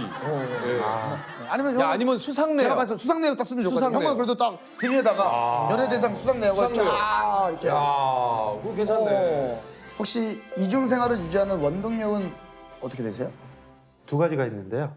재미와 의미예요. 저는 성형수술을 지금까지 뭐 쌍꺼풀을 한 3만 건 이상 했거든요. 그런데 사실 기억에 남지 않아요. 심지어는 저희 집사람도 제가 쌍꺼풀을 해줬는데 잘 기억에 남지 않아요. 놀라셨어요, 지금. 갑자기 놀라셔서. 갑자기. 요즘 뭐 많이들 뭐 쌍꺼풀을 많이 하시기 때문에. 지금 갑자기 다들 사모님의 눈을 보고 있어요. 지금 어머, 자연스럽다. 온통 지금 사모님의 눈을. 근데 타투는 제가 타투 시술해준 분들은 지금까지 20년 동안 다 기억나요. 이게 언제 이렇게 돌 때요? 어려서 이제 화상을 머리에 있다 보시니까 모발이 이제 안 났잖아요. 그래서 자리들은 오늘 다 가리게 돼요. Now that they're gone, all I hear were the words that I needed to say. When you hurt under the 자기소개를 좀 해주시겠습니까? 네, 저는 지금 해운대구 보건소에서 건강증진과장으로 의사로 일하고 있는 신승건이라고 합니다. 약간 아프셨지만 큰 문제는 없으셨으면 두 번째로 의사이시려고 하셨을 겁니다. 보건소에서 일하시면 요즘 한창 바쁘실 때 아닙니까? 저 지금 코로나에다 그 여러 가지 일들로 많이 바쁜 중입니다. 그 근무한 지가 한 얼마나 되셨습니까, 보건소에서? 근무한 지는 2018년도부터 일해서 지금 이제 3년 차에 접어들고 있습니다. 아니, 어릴 때부터 의사가 꿈이셨습니까? 어릴 적에는 제가 사실은 그 선천성 심장병으로 학창 시절에 3번의 수술을 받았었습니다. 아니, 근데 이게 3번이나 받으셨어요? 예. 그래서 저는 어린 시절에 선생님이라고 하면 학교 선생님보다는 그 의사 선생님을 가장 먼저 떠올렸었고요. 예, 그래서 자연스럽게 병원에 오가면서 의사가 되게 된 계기가 되지 않았나 싶습니다. 그 태어났을 때부터 좀 심장이 좀 안 좋으셨던 겁니까? 예, 태어났을 때 이제 대동맥이라고 해서 심장에서 바로 나오는 제일 큰 동맥이 있는데 그게 좀 좁아져 있었고요. 그리고 이제 심장 안쪽에 판막이 있어요. 이렇게 피를 한쪽으로 가게끔 하는 판막이라는 게 있는데 그게 또 좀 좁아져 있었습니다. 그래서 그런 거를 이렇게 치료하기 위해서 수술을 좀 받았습니다. 몇 살 때 처음 수술을 받으신 거예요? 3살 때 처음 받았어요. 3살 때요? 예, 제 기억은 잘 안 납니다.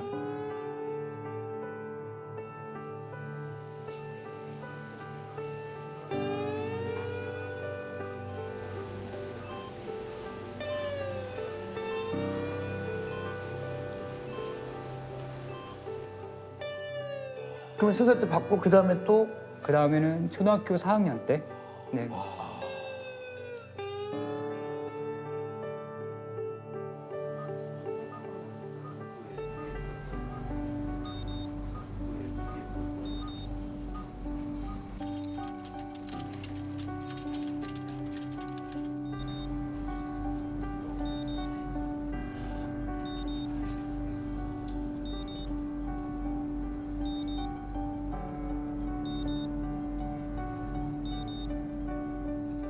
아 이게 사실 그 진짜 어떻게 보면 좀 큰 수술이지 않습니까? 심장 수술이라는 게. 그렇죠. 작은 수술은 아니지만 또 이렇게 삶을 살 수 있다는 걸 생각해 보면 감사한 일이죠. 이게 지금 보니까 3살 때 수술하시고 초등학교 4학년 때 하시고 고등학교 1학년 때. 네, 그때 이제 마지막으로 아까 말씀드린 판막, 그걸 인공 판막으로 교체를 했어요. 그래서 뭐 지금까지 잘 관리를 하면서 살고 있습니다. 그 학창 시절을 돌이켜 보면 어떤 일이 좀 많이 힘드셨는지 좀 여쭤본다면요. 제 치료를 받는 과정은 부모님이 제일 힘드셨을 거라고 생각을 하고요. 제가 본인으로서 제일 힘들었던 부분은 뭐 병원을 오가는 것도 물론 쉽지 않은 일이었지만 이 아픈 거를 티내지 않고 보통 이런 생활에 어울릴 수 있는 그런 노력들이 제일 힘들지 않았나 싶습니다. 초등학교 때 체력장 같은 거를 할 때도 저는 이제 오래 달리기를 꼭 하고 싶어서 했었거든요. 했었는데 그 선생님이 제가 달리고 있는 걸 보고서 더 이렇게 배려해 준다는 그렇죠. 그런 뜻을 갖고 좀 쉬어라. 너는 그만해도 돼. 너 안 해도 돼. 라고 했을 때 또 사실은 할 수 있는데 내가 할 수 있는데 그거를 그냥 하긴 놔두지 이런 생각도 좀 들더라고요. 그 사람을 위한다 해서 맞습니다. 뭐 하는 이야기고 그 배려일 순 있으나 그것이 본인이 원하지 않았을 때는 이건 배려가 아니라 그 사람을 좀 배제하는 게 된다라는 그렇죠. 예. 아픈 사람들도 결국은 원하는 거는 똑같은 삶을 평범한 삶을 살고 싶은 평범함이 제일 바라는 바가 아닐까 그렇게 생각합니다. 이게 참 말씀하신 대로 그러나 또 선생님 입장에서는 혹시나 그렇죠. 혹시나 그렇잖아요. 학생을 또 보호해야 될 또 의무가 있으니까. 아니 그 학창 시절에 좀 기억에 남는 일 중에 마라톤을 하신 적이 있다고 그래요? 이제 고등학교 때 1학년 때였습니다. 3번째 수술을 받고 그 이듬해 제가 다닌 고등학교가 거창고등학교라는 곳인데 3월에서 4월 넘어갈 즈음에서 봄예술제를 합니다. 그래서 맨 마지막에 마라톤을 해요. 그래서 수술 받고 지금 한 반년도 안 됐을 때죠. 반년도 안 됐을 때인데 전 꼭 해보고 싶더라고요. 내가 남들하고 다른 게 아니다. 나도 갔다. 어떻게 되든 해보자. 이렇게 생각을 결심을 했고 진료를 받으러 가서 제 심장을 봐주시는 선생님한테 여쭤봤어요. 해도 되겠냐? 괜찮으냐? 저 마라톤 절대 안 된다. 하지 마라. 이러면서 예 알겠습니다 하고 말씀드리고 나왔지만 그때 이미 저는 할 생각을 붙였죠. 근데 선생님께서도 좀 하지 말라는 거 그래도 이게 그러니까 그게 지금 제가 의사가 되고 나서 생각을 해보니까 참 그런 환자분들이 참 약간 야속할 때가 있어요. 그죠. 그러니까 반대의 입장인 경우에 마라톤 당일이 됐어요. 이제 혹시라도 들킬까봐 선생님이 이렇게 하지 말라고 할까봐 대열의 가장 뒤에 가서 조용히 눈에 안 띄게 그렇게 마라톤을 하지 말라고 할까봐. 그렇죠. 그게 제일 걱정이 됐었던 부분이죠. 어땠습니까 이게? 학교가 지대가 되게 높아요. 언덕 위에 있는 학교고요. 그래서 맨 처음에 시작했을 때는 비탈길을 내려가는 거기 때문에 괜찮았어요. 이렇게 한동안 가다 보니까 약간 가슴이 조이는 그런 통증이 오더라고요. 가슴이 조이는 그런 통증이 오더라고요. 그래서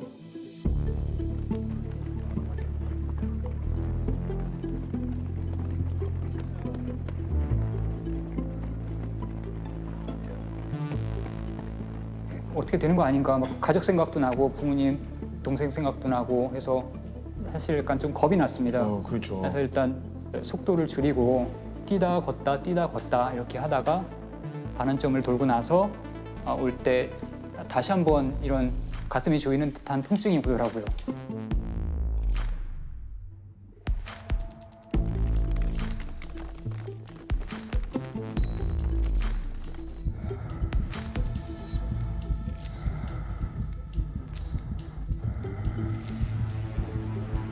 그때는 막 학교 선생님들하고 이렇게 차량도 와서 태워가려고 준비를 하고 있었고 그런데 그럼 제가 뛰지는 않을 테니까 걸어서라도 완주를 하겠다. 난 완주하는 게 정말 중요하다라고 해서 선생님들이 지켜보시고 그렇게 완주를 했었죠. 네. 그때까지만 해도 수술을 받았었고 심장 병력이 있었기 때문에 사람들이 걱정을 해주는 대상이었었어요. 잘해라, 힘내라 이런 대상이었었는데 반환점을 돌 때는 그 앞서 갔던 사람이 이제 뒤에 따라오는 사람들한테 이제 화이팅을 외쳐줍니다. 그러면 이제 저도 반환점을 돌 때 뒤에 따라오는 친구들한테 화이팅을 외쳐줬겠죠. 그 순간 저도 남한테 뭔가 응원을 해줄 수 있는 그런 삶을 살 수 있구나. 그런 깨달음을 얻었습니다. Colors don't fade. Leaves you empty with nothing but dreams. In a world gone shallow, in a world gone mean. 제가 직접 뭐 그 현장에 있거나 뭐 당사자는 아닙니다만 이게 굉장히 좀 뭉클하네요. 네. 그 선생님께서 결정적으로 의사가 돼야겠다라고 좀 생각한 계기가 있다고요? 네, 그렇죠. 그 고등학교 1학년 때 이제 세 번째 수술을 받으려고 입원을 했었을 때요. 아버지는 옆에 그 환자 보호자용 침대에서 누워 계시고 저는 2시, 한 3시 이 정도까지 잠이 안 와요. 다음날 아침 6시에 일어나서 가슴을 여는 수술을 받아야 되는데 근데 잠이 안 오고 창문 밖을 보니까 맞은편 건물에 근데 그 시간까지 불이 안 꺼지는 건물이 있는 거예요. 그래서 저게 뭔가라고 이제 옆에 있는 아버지 깨워서 여쭤보니까 그거 저기 의학도서관이라고 그 의대생들이나 의사들이 공부하고 있는 곳이다 이렇게 말씀하시더라고요. 되게 저와 다른 세상으로 느껴지는 거예요.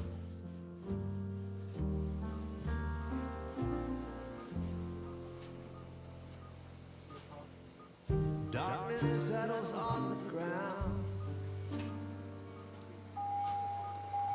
Leaves the day stumbling blind. Coming to a quiet close.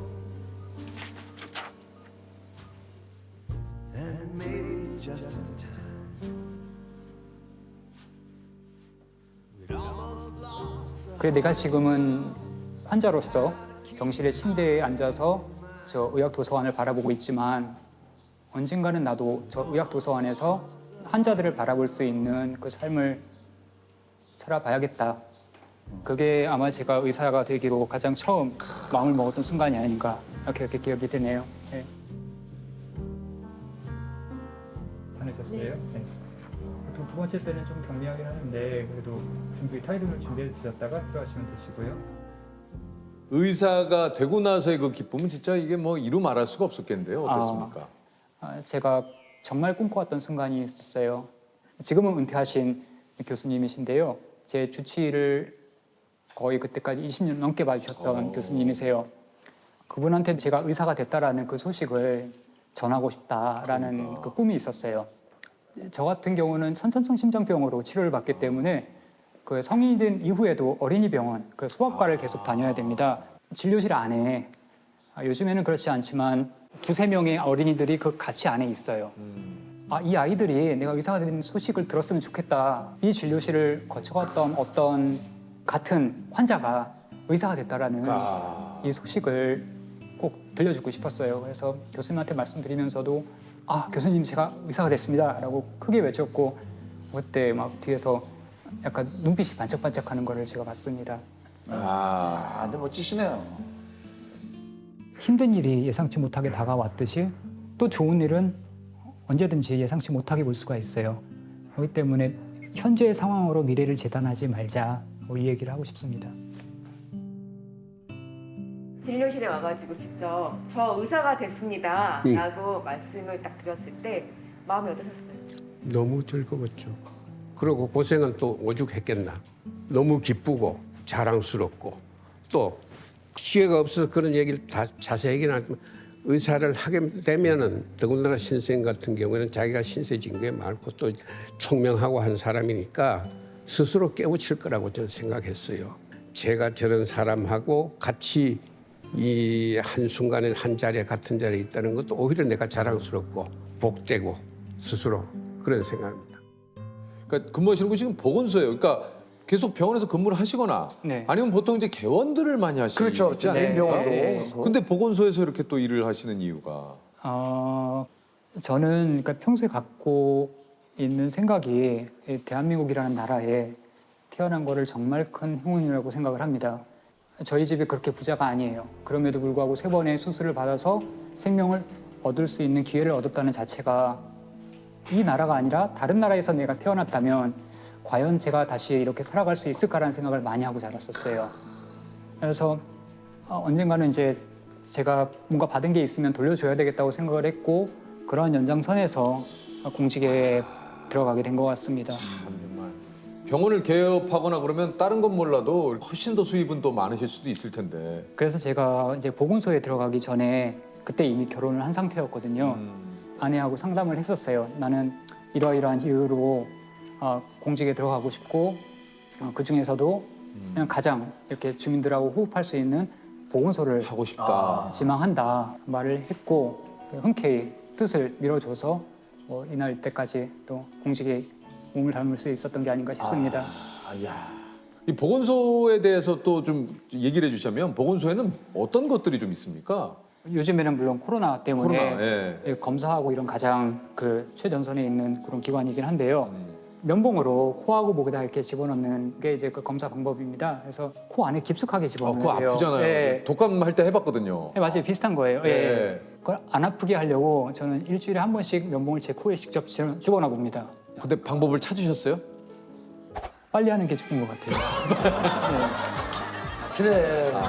고통을 줄일 수 있는 가장 좋은 방법은 빠르게. 맞습니다. 보통 하나, 둘, 셋 할 때, 둘 할 때 끝내야 됩니다.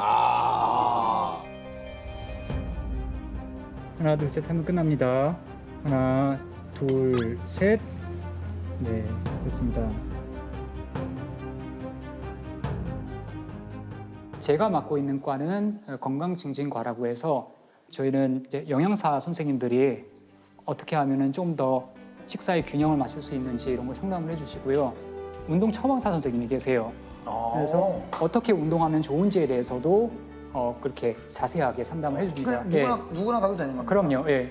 세금으로 운영되는 건데 누구나 가능한 겁니다. 또 그거 있어요. 요즘 최근에는 이제 치매안심센터라는 시설이 이제 보건소마다 생겨서 이렇게 선별 검사도 다 무료로 가능하고 기억해 주시고 이용하시면 좋겠습니다.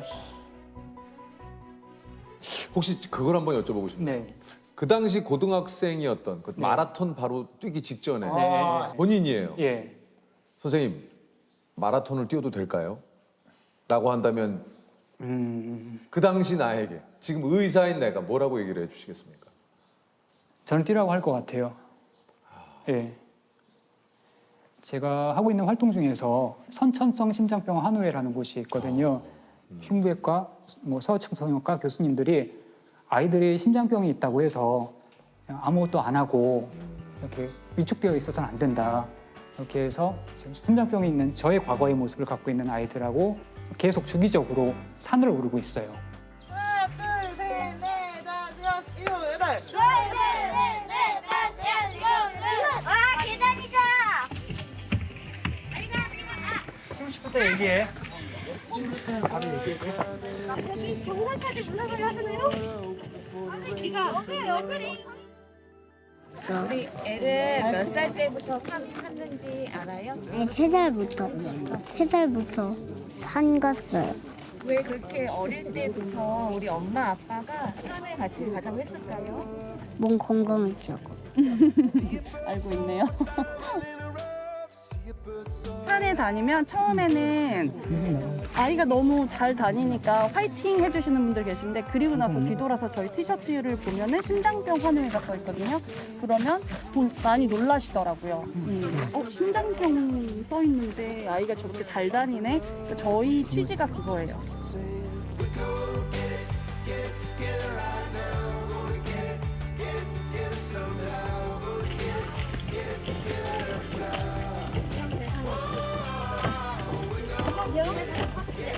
지금 흉부외과 의사로 일하고 있습니다. 처음 할 때는 굉장히 걱정을 많이 하고 했죠. 왜냐하면 그런 거에 대한 그게 기준이 없거든요. 심장병 수술한 애들이 운동해도 되는지. 근데 그전에 무조건 하지 마라 그랬어요. 고민이 많았죠. 근데 이제 의사라는 게 병을 치료하는 게 아니라 병을 가진 사람을 치료하는 거거든요.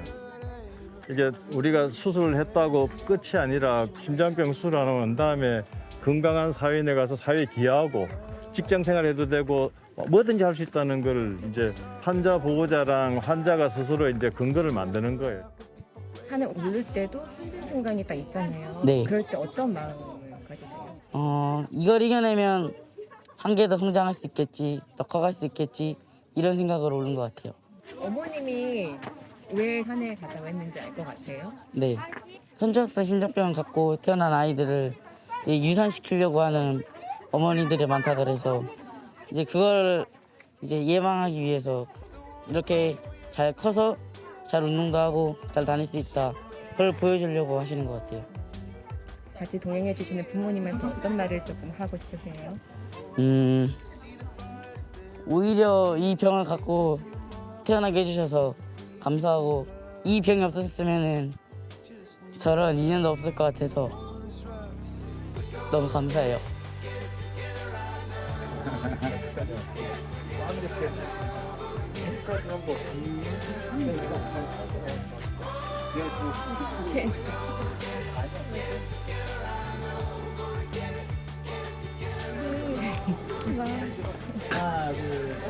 좀 힘든 시기가 있었거든요. 축구 선수가 하고 싶었는데 이것 때문에 못 시켜가지고. 체육 선생님 막 이런 쪽으로 이제 해보고 싶다 그런 얘기를 했었어요. 병이 있어도 체육 쪽으로 정말 잘할 수 있고 성공할 수 있다. 그걸 보여주고 싶어요.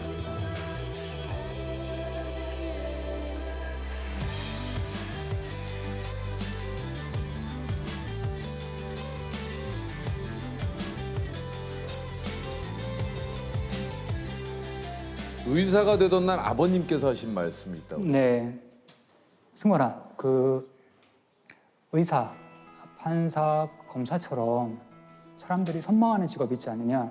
그 직업의 공통점이 뭔지 아니? 이렇게 물어보시는 거예요. 의사, 그래서, 판사, 검사. 네, 누군가의 고통이 그 직업의 존재 이유란다 라고 말씀하셨어요. 사실 많은 사람들이 잊고 지낸 건, 저도 잊고 지냈던 것 중에 하나는 그 직업이 사실은 다른 사람의 고통이 있기 때문에 존재할 수 있는 직업이라는 거죠.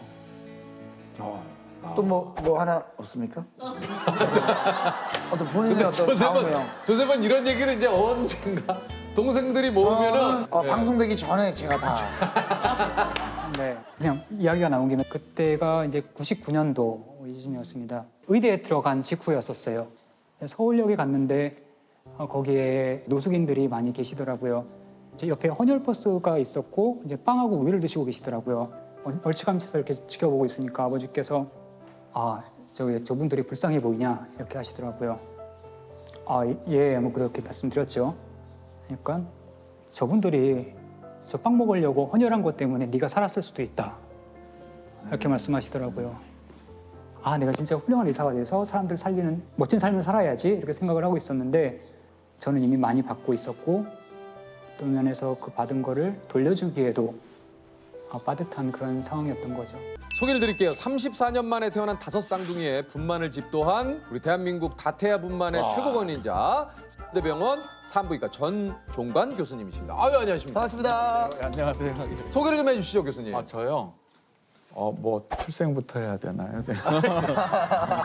출생부터 하시면 저는 대학병원 산부인과에서 상과 일을 하고 있습니다. 이제 쌍태 임신을 제가 많이 받았고요. 5쌍둥이 아기들을 제가 받았죠. 그러니까 이거 얼마 전에 기사를 통해서 봤거든요. 예. 국내에서 34년 만에 5쌍둥이가 탄생했습니다. 이 아이가 5째입니다. 쌍둥이들의 아빠, 엄마는 육군 대위 부부입니다. 5쌍둥이는 조금 작지만 모두 건강합니다. 이게 이제 5쌍둥이가 세계적으로 봐도 굉장히 좀 이렇게 흔한 일은 아니라고요. 아주 드뭅니다. 네. 이제 저도 처음 5쌍둥이는 받았고요. 4쌍둥이도 사실 굉장히 드물고요. 그러니까요. 4쌍둥이는 제가 지금까지 한 8명? 8명 정도 제가 받았었고 3쌍둥이는 한 400에서 450. 꽤 상대적으로 많이. 그리고 쌍둥이는 한 4,000 좀 넘게. 근데 이제 이번처럼 5둥이는 처음이었고. 처음이시군요. 예. 아니 이게 사실 그 분만 당시 상황도 좀 굉장히 좀 다급했을 것 같아요. 좀 상황이 어떠셨는지. 다급했습니다. 지금 5명 아기가 잘 있는데 얘들이 다들 건강하게 잘 태어날 수 있을지 아니면 그중에서 한두 명이 또 잘못될 수 있을지 그거에 대해서 불안했었고요. 얘가 언제 나올지 모르니까 병상을 비워둬야 된다. 그래서 이제 중환자실은 비워두기 시작하고 있었습니다. 아 그러셨군요. 이게 이제 병원의 의료진이 다 총출동을 하셨다고 얘기 들었어요. 5명이면 5, 4, 20해서 일단 20명이고요. 엄마 수술하는 사람 하면 25명. 굉장히 복잡한 상황에서 아기가 낳습니다. 이야. 분만 방법도 또 고민이 좀 많으셨다고 그래요. 이게 그 지연 간격 분만이라는 게 있다고 그래요? 그거를 사실은 시도하려고 했었습니다. 한 애를 낳고 그 다음 애가 한참 있다 낳는 거예요. 그래서 4쌍둥이인데 오늘 낳고 그 다음 날 하나 낳고 나머지 둘은 한 달 있다 낳고 이런 애들. 그게 이제 지연 간격 분만. 예, 그래서 처음에는 사실은 첫 아기가 머리가 아래로 있어서 제가 걔만 받고 4명을 더 끌어볼까도 생각을 했었는데 얘들이 계속 건강하게 애들이 있나 하는 거에서 확신이 안 들어서 구하자 빨리. 그래서 그냥 수술로 결정을 했습니다. 혹시 어떻게 되나요? 공주님, 왕자님 몇 명? 1, 2, 3, 4가 딸이고요. 5번째 난 애가 아들이었습니다. 지금 신생아 중환자실에 다 있는데요. 지금 난 지가 이제 다음 주 되면 35주 정도 되고요. 그래서 잘 큰 애는 2kg가 넘었고요. 제일 작은 애가 이제 1.6kg입니다. 제일 작은 애? 예, 제일 작은 애. 그래서 애들이 다 장기나 이런 데도 큰 문제 없이 다행이네요. 잘 크고 있습니다. 아, 다행.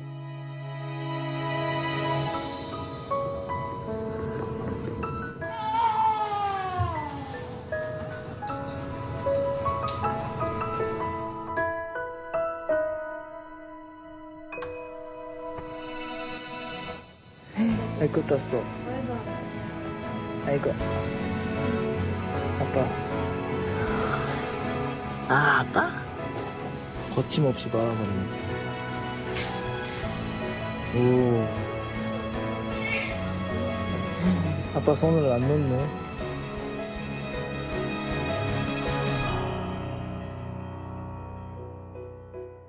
산부인과 중에서도 특히 산과가 힘든 과로 좀 소문이 난다고 그래요. 예. 일단 아기는 언제 나올지 모르고요.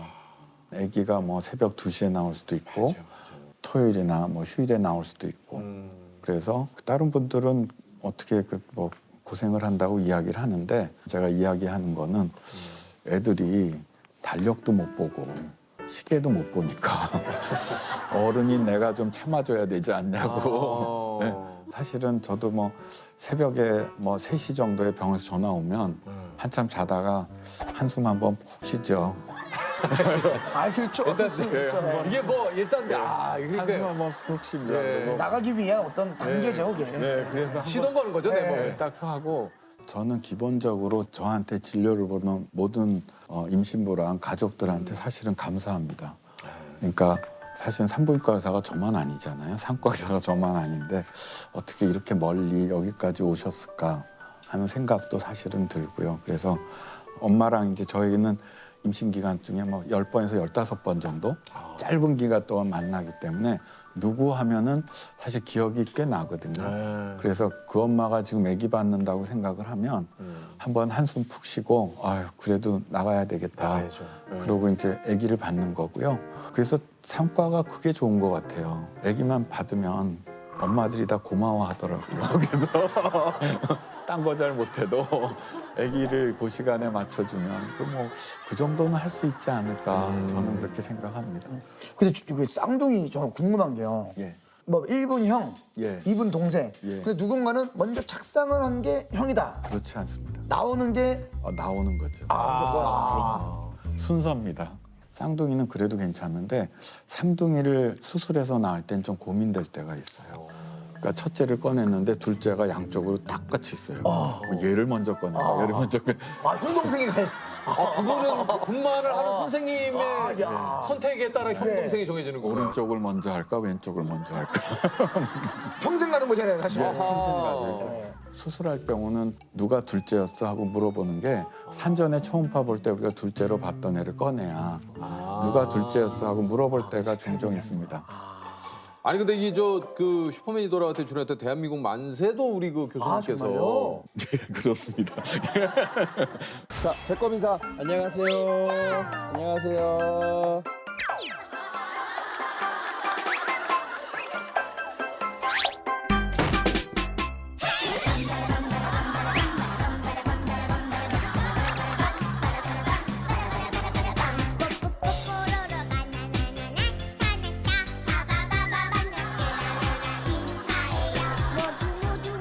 이게 근데 최근에 근황이 공개됐는데 벌써 10살이 됐어요, 우리 삼둥이가. 예. 저도 봤습니다. 아, 보셨습니까? 저도 봤습니다. 아, 좀 어떠셨습니까? 이게 또. 안녕하세요. 10살 송대한입니다. 안녕하세요. 10살 송민국입니다.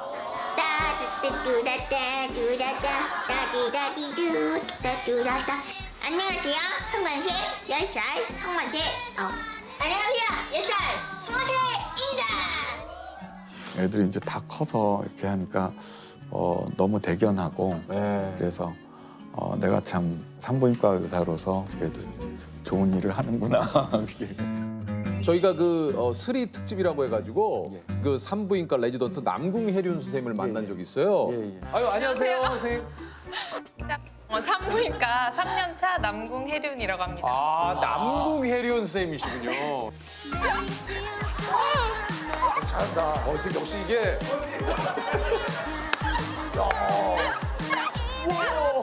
아시는 분이십니까? 잘 알죠. 아, 그러세요? 아주 잘합니다. 예.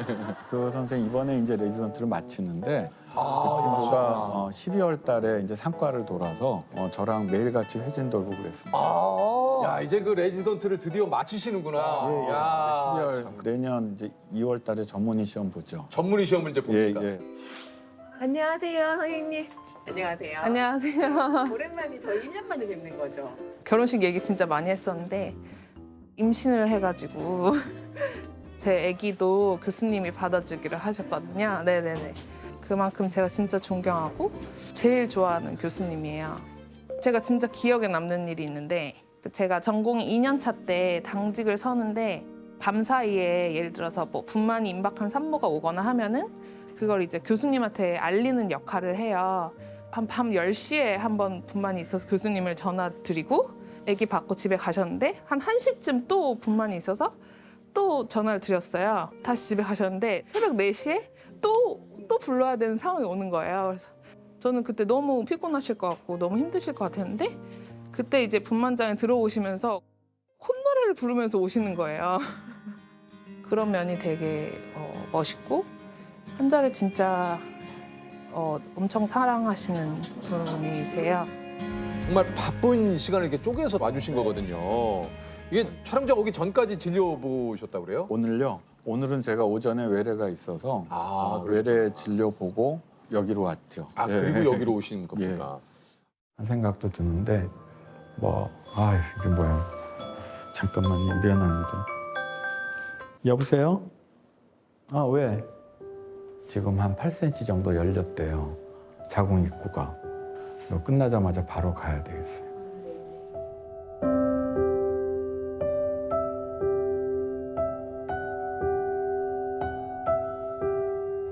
이제 산모분하고 이제 우리 그 의사 선생님하고 서로 그 끈끈한 정이 좀 많이 쌓일 것 같아요. 특히 기억에 남는 뭐 산모분이 혹시 있으신가요? 많죠. 많은데 사실은 제가 이제 이렇게 의사를 하다가 보면 정말 힘들었지만 아기를 잘 낳고 간. 그래서 엄마도 아기도 건강하고 하면은 엄마들한테는 좀 미안하지만 그래도 빨리 잊혀지는 것 같아요. 그런데 엄마가 큰 사고를 당했거나 그런 엄마들은 잊혀지지가 않아요.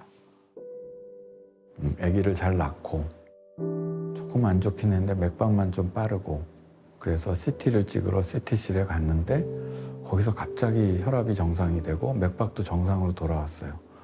숨 쉬는 게 불편하지가 않다는 거예요.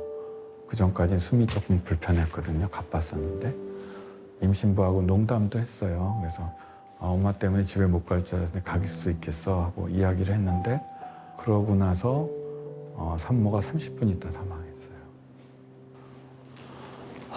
그래서 참 저도 이해가 안 되고 그래서 분만을 접는 의사가 많죠.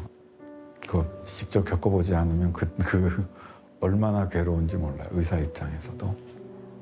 그런 일이 생기면 다른 일을 할 수가 없어요. 저는 빚을 갚자고 생각했어요. 그래서 한 명이라도 더 살릴 수 있으면 더 살려야 되겠다 하는 그런 생각으로 다시 시작을 하죠. 그렇지만 잊혀지진 않아요.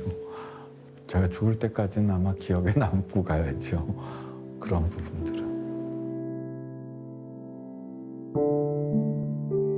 출산 과정에서 정말 기적 같은 일도 일어나는 산모분들도 굉장히 많으시다고 들었어요. 많죠. 예. 쌍둥이인데 17주에 양수가 터졌어요. 아이고야. 그래서 첫째가 양수가 하나도 없어요. 아유, 어떻게 해요?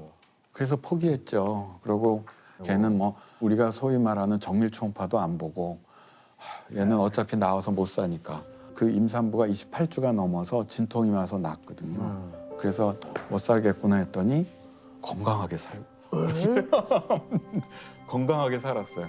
그리고 양수가 없는데요? 양수가 전혀 없는 상태에서 임신 17주부터 28주까지 했는데 한 10년 전인가 애가 국민학생이라 그러면서 사진을 제가 보내온 게 있거든요.